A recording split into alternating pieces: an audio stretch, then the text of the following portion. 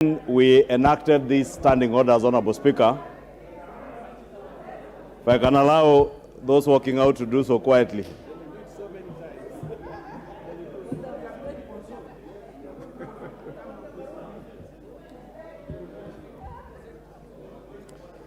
Thank you, Honorable Speaker. On Majority Leader. Honorable Speaker, I was congratulating you for having interpreted these standing orders and appreciating that you are not a member and you are not the Speaker in this House when we enacted these standing orders in the last revision in the last Parliament.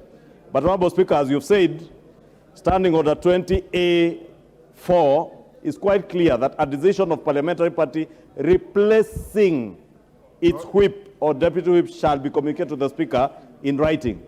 And indeed, Honorable Speaker, that is the right interpretation. Honorable Speaker, I just want to draw reference or equate this to a football match.